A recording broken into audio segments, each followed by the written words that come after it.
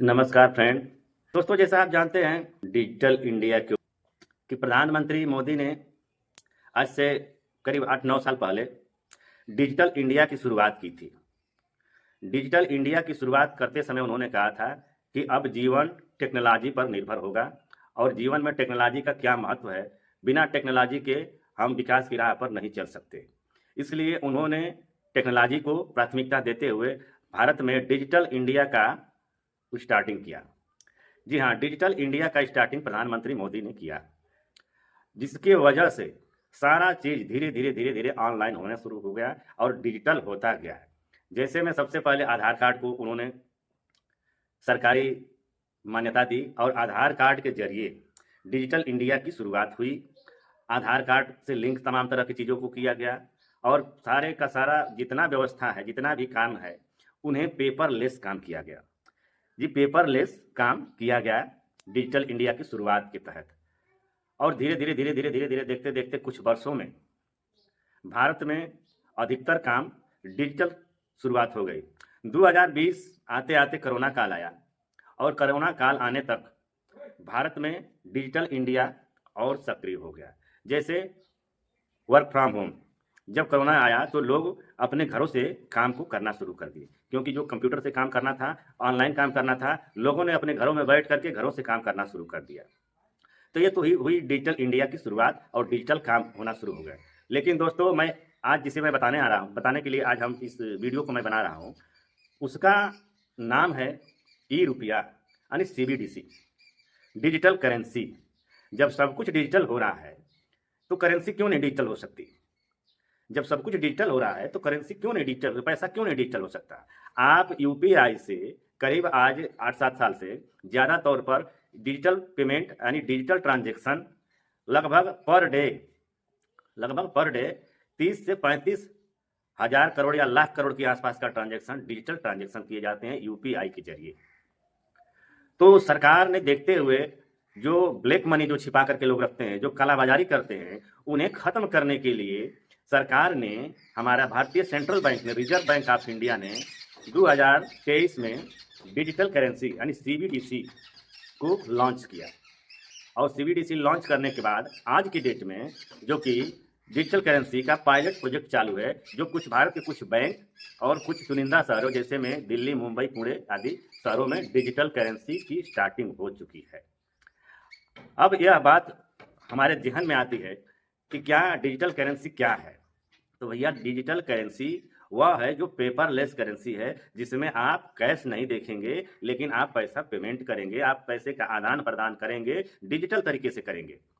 Digital तरीके से कैसे करेंगे? जैसे आप यूपीआई का जो पेमेंट जो कि आप मोबाइल के द्वारा एक दूसरे के खाते में पेमेंट कर देते हैं, ठीक उसी प्रकार से यह भी है, लेकिन इसमें अंतर यह है कि आप उसमें जो कि खाते से खाते में ट्रांसफर करते थे, अब इसमें खाते से खाते में ट्रांसफर न करके व्यक्ति टू व्यक्ति को ट्रांसफर किए जा सकते हैं।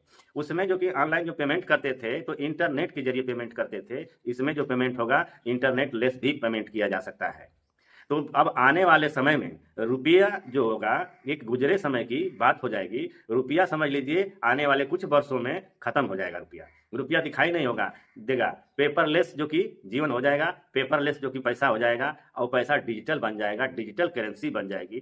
तो रिजर्व बैंक अभी कुछ समय में आप सभी को एक कहने के लिए आएगा या सूचना जारी करेगा कि आपने जो बैंक में पैसा रखा है 1000 है, हमसे 1000 अतिरिक्त ले लो, लेकिन कैश में ट्रांजेक्शन मत करना, तुम जो करना होगा तो डिजिटल ट्रांजेक्शन करना।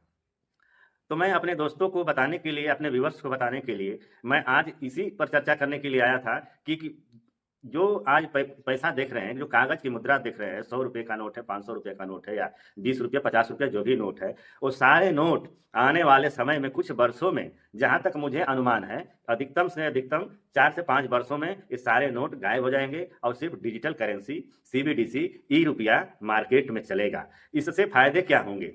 लोग सोच रहे हैं कि इससे फायदा क्या होगा आखिर में। तो सबसे बड़ा पहला फायदा यह होगा कि जो पेपर जो नोट बनता था, जो कागज का जो नोट बनता था, उसकी छपाई करने में एक नोट पे कम से कम 15 से 16 या 17 रुपये का खर्च आता था।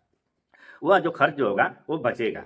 दूसरी बात है कि हमेशा मुद्रा को काफ़ी भारी भरकम तरीके से भर के पॉकेट में, बैग में, हर जगह ले करके जाना आना पड़ता था, जो डकैती छिनैती जैसी चीज़ों के लिए सबसे बड़ा समस्या का कारण बनता था, लूट का कारण बनता था। वह सिस्टम बंद हो जाएगा इस डिजिटल करेंसी से। जो ब्लैक मनी जो तकिए में, जो तोशक में, जो बोरे में भर करके घर के बाथरूम में या कहीं भी भर करके जो छिपाया जाता था, वो अब ब्लैक मनी खत्म हो जाएगा। क्योंकि अब ब्लैक मनी जब पेपर का काम भी खत्म हो जाएगा तो लोग घर में रख नहीं पाएंगे, क्योंकि जो भी रखेंगे आप जो कि अपने ई वॉलेट में पैसे को रखेंगे, ई वॉलेट से पैसा ट्रांसफर होगा, वो पैसा ऐसा नहीं कि आप घर में रख पाए। तो इस तरह की चीज़ों पर लगाम लगेगी। हाँ, कुछ साइबर दिक्कतें होंगी, यह कन्फर्म है कि साइबर दिक्कतें कुछ आएंगी, लेकिन सेंट्रल बैंक इतनी मजबूती से, इतनी व्यवस्थित तरीके से काम करता है कि अभी आप यूपीआई चलाते थे, कुछ फ्रॉड होते थे, लेकिन फ्रॉड को बहुत काफ़ी हद तक कम किया। तो दोस्तों, जो कि डिजिटल इंडिया के आ जाने से आपके जीवन में बहुत बड़ा बदलाव आने वाला है। तो मेरे वीडियो बनाने का मकसद यह था कि जो लोग नहीं जानते वो जान जाएं कि अगले कुछ समय में नोट हमारे बीच से गायब होने वाला है और डिजिटल करेंसी आने वाली है।